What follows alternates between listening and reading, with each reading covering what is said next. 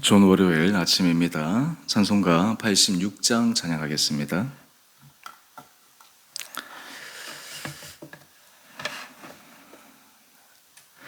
내가 느리지 않은 예수, 나의 상처 입은 심령을 불쌍하게 여기사 위로하여 주시니 미쁘신 나의 좋은 친구.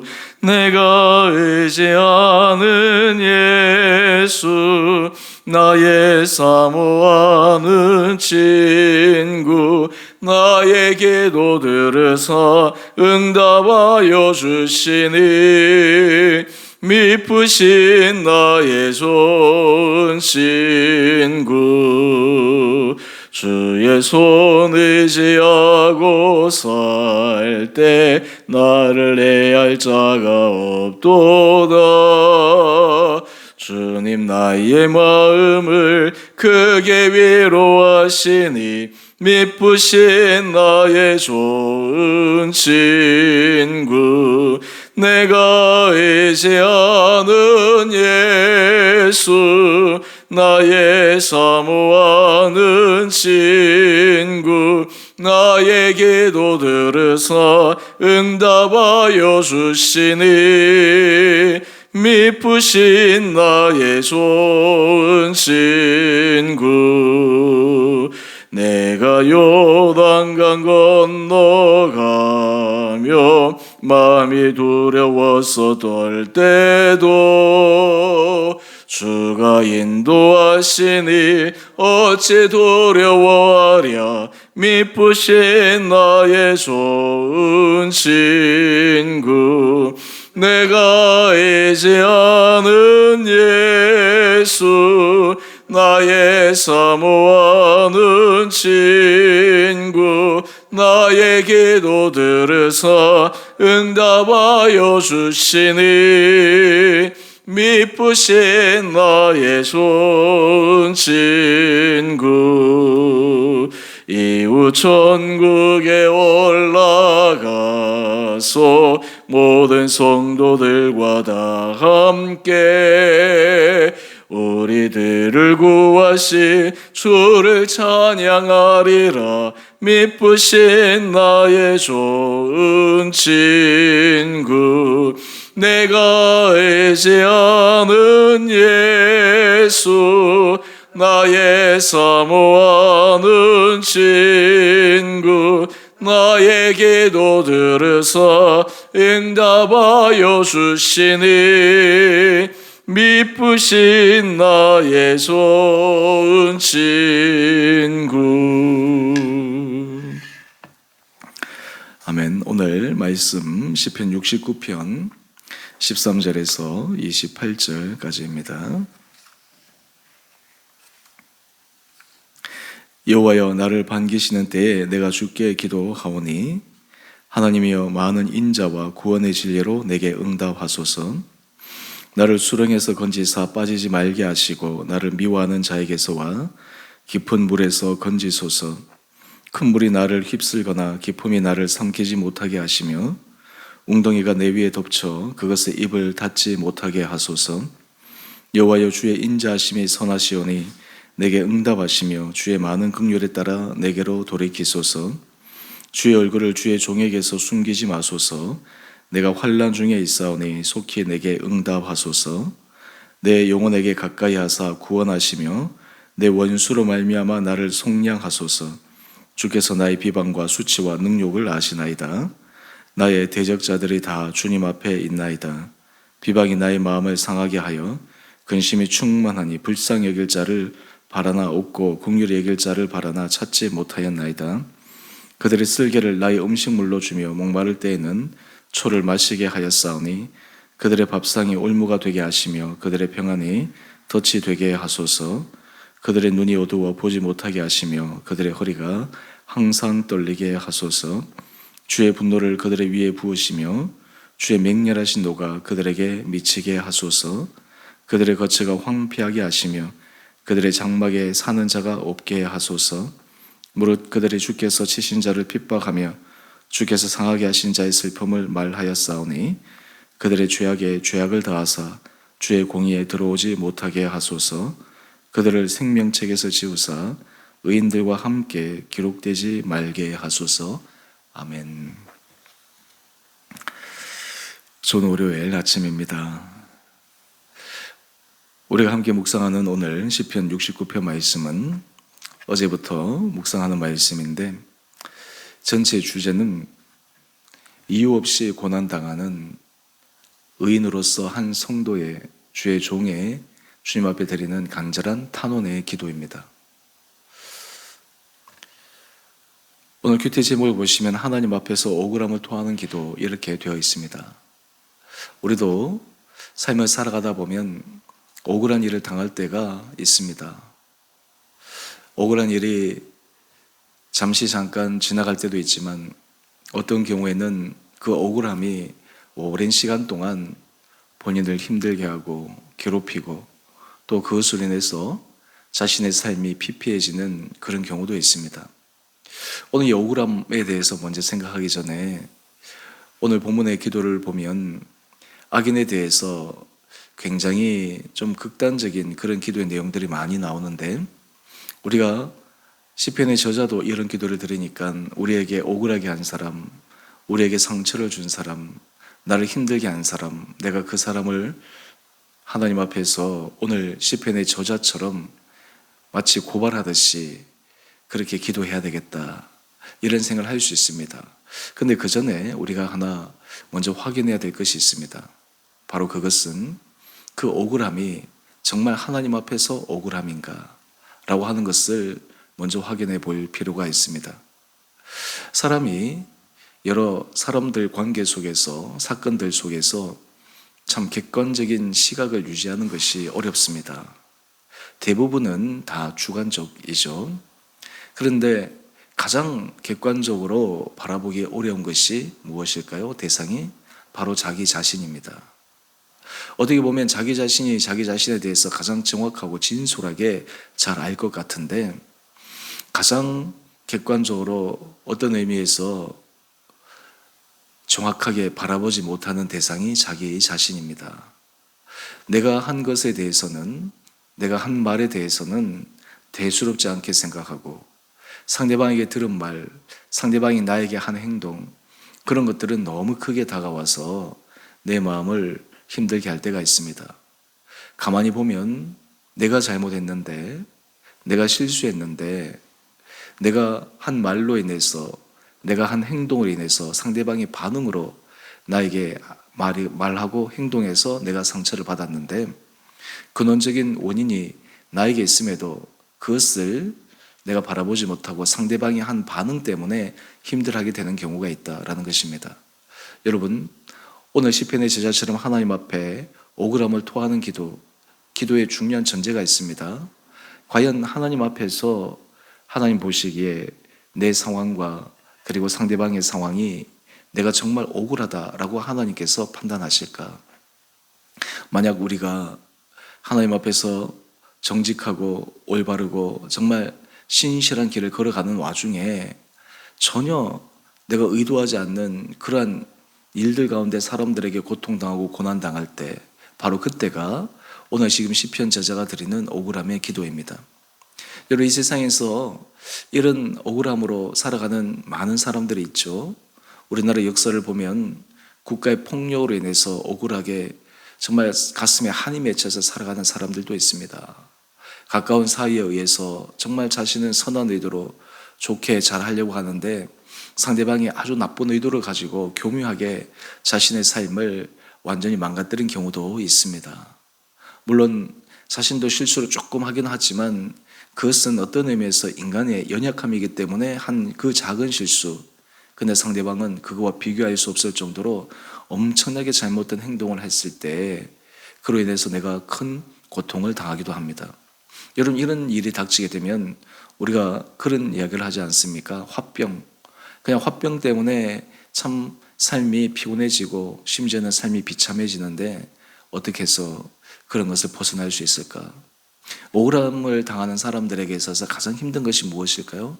정말 이것을 하소연할 때가 있으면 좋겠다.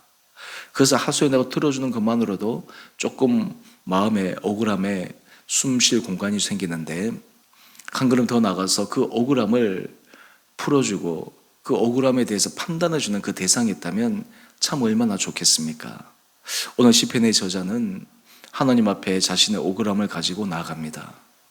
여러분, 우리가 하나님 앞에 억울함을 가지고 나갈 때 사실 그것이 어떻게 보면 좀 두려운 일이 될 수 있습니다. 자칫 잘못하면 하나님 앞에 억울함을 가지고 나가서 기도하기 시작했는데, 내가 잘못했구나, 내 죄악 때문이구나, 이렇게 하나님께서 우리에게 깨닫게 해주실 때도 있다라는 것입니다. 하지만 오늘 본문의 전제는 전혀 다른 상황에서 자신은 정말 하나님 앞에서 정직하고 진실한 길을 걸어가는데 정말 억울한 일을 당했을 때 그것을 어떻게 신앙 안에서, 믿음 안에서 이겨나갈 수 있을 것인가, 오늘 그것을 함께 살펴보기를 원합니다. 13절 말씀을 보면, 여호와여 나를 반기시는 때에 내가 주께 기도하오니 하나님이여 많은 인자와 구원의 진리로 내게 응답하소서. 이런 사람이 억울함을 당할 때 제일 답답한 것이 무엇입니까? 그것을 있는 그대로 객관적으로 판단해주고 또한 그것을 수정해 줄 수 있는 그 대상을 찾기가 참 어렵습니다. 그렇기 때문에 이 억울함이 풀리지 않으면 얼마나 그 마음이 힘든지 모릅니다. 아마 지금까지 살아오시면서 여러분들도 이런 억울함을 다 경험해 보셨으리라 생각합니다. 아이러니하게도요, 억울하게 한 그 사람들은 오히려 편안하게 살아가는 것 같은데 억울한 일을 당한 사람이 고통스러워하고 괴로워합니다. 오늘 본문에 있어서는 정말 하나님 앞에서 진정한 피해자, 그 사람이 드리는 간절한 기도입니다. 특별히 이런 가운데서 하나님 앞에 어떤 기도를 드리고 있습니까? 정말 절박한 기도를 드리고 있습니다.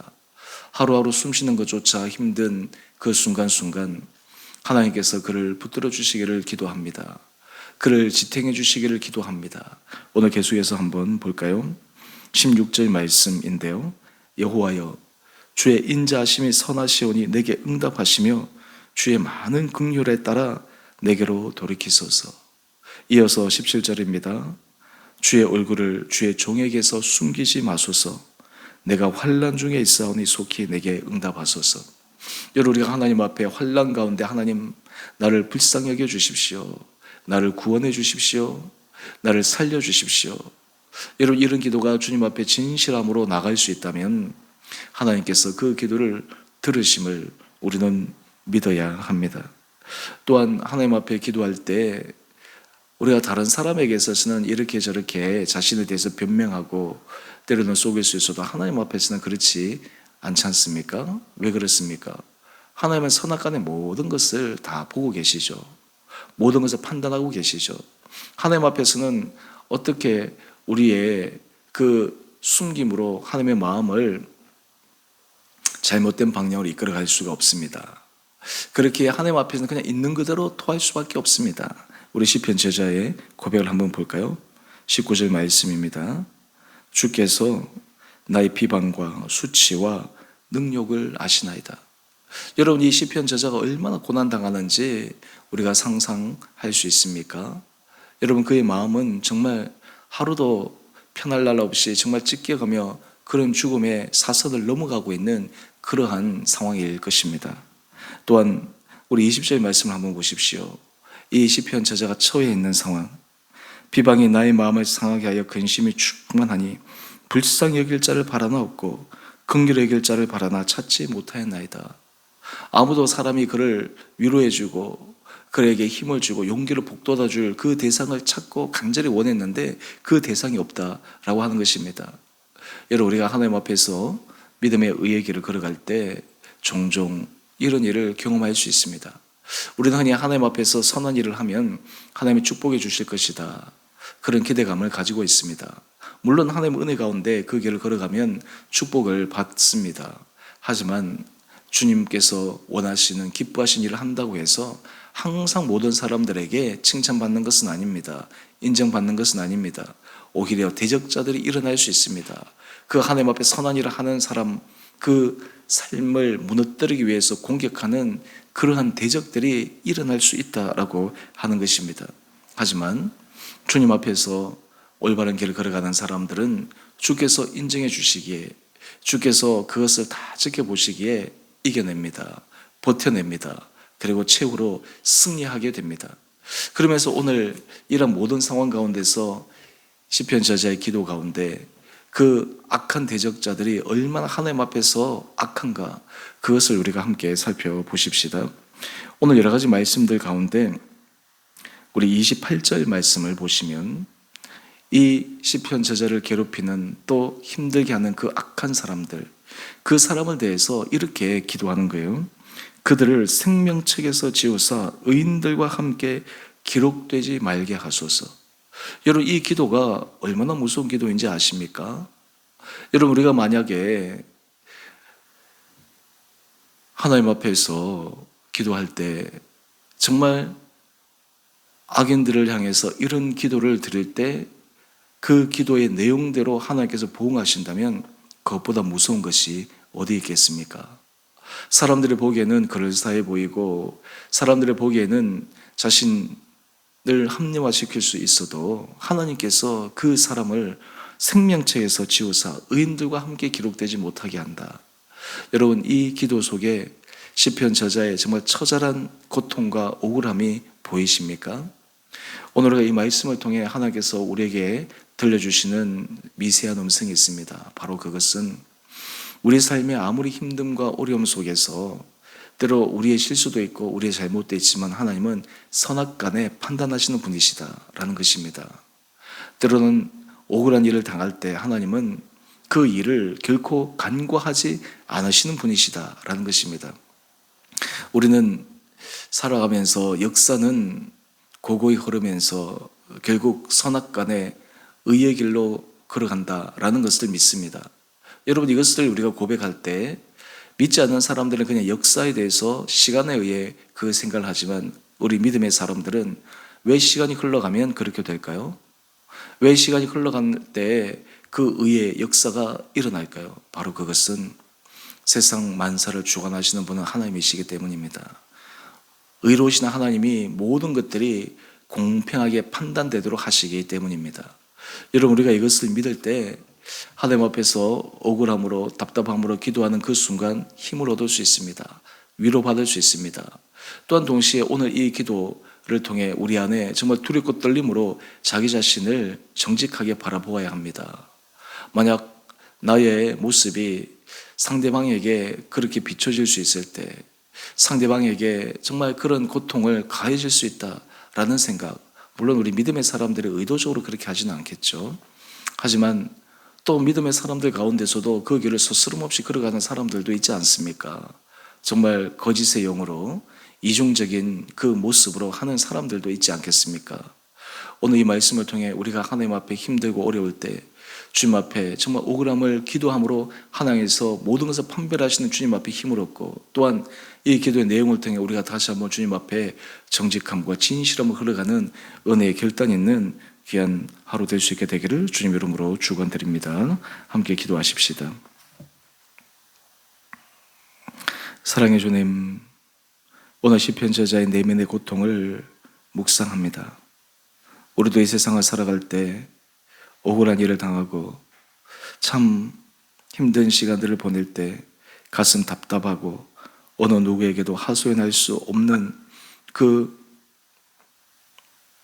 처참한 상황에서 오직 주님 앞에 그 마음을 토할 수밖에 없는 우리의 상황을 주님 아시지요. 우리 사랑하는 성도들을 주님 위로하여 주시고 은혜 가운데 붙들어 주시고 선악간의 모든 것을 판단하시는 주님 앞에 우리의 마음을 진솔하게 털어놓을 때 하나님께서 마음을 위로하여 주시고 힘을 도와여 주시고, 그리고 믿음 안에 승리하도록 우리 온 성도들을 붙들어 주옵소서. 우리 주 오늘 교회를 축복하여 주시고 우리 교회 성도들이 정말 그 마음의 중심 가운데 주를 사랑하게 하여 주시며 주의 몸된 교회를 사랑하게 하여 주시며 오순순이 가운데 정말 주 앞에서 자신의 삶이 아름답게 쓰임받기를 소망하며 그로 인해 우리 주원의 교회가 믿음 안에서 더욱더 든든하게 세워지는 축복의 교회 되게 하여 주옵소서. 아버지, 다음 세대 자녀들을 기억하여 주시고 붙들어 주시고 특별히 다음 세대 자녀들 주님 눈동자처럼 지켜주시고 힘들고 어려운 상황에 처한 자녀 아버지 그들을 지켜주셔서 주님의 선한 손길로 주님의 놀라우신 의로움의 역사하심이 드러나는 귀한 시간들 되게 하여 주옵소서. 고3 수험생 하나님 기억하여 주시고 축복하여 주시고 앞으로 모든 수능과 실기 그리고 원서 지원 과정 수시 가운데 주의 선하심으로 우리 사랑하는 자녀들을 인도하여 주셔서 주님 앞에 크게 영광 올려드리는 거룩한 자녀 되게 하여 주옵소서. 오늘 한날 하루 삶도 주께서 죄를 은혜 가운데 지켜주시고 붙들어 주시기를 우리 사랑하신 예수님 이름으로 감사 기도 드리옵나이다. 아멘. 하늘에 계신 우리 아버지 이름을 거룩하게 하시며 아버지 나라가 오게 하시며 아버지의 뜻이 하늘에서와 같이 땅에서도 이루어지게 하소서. 오늘 우리에게 일용할 양식을 주시고 우리가 우리에게 잘못한 사람을 용서하여 준 것 같이 우리의 죄를 용서하여 주시고 우리 시험에 빠지지 않게 하시고 악에서 구하소서. 나라와 권능과 영광이 영원히 아버지의 것입니다. 아멘. 오늘도 믿음 안에서 승리하시는 복된 하루 되시기를 바랍니다.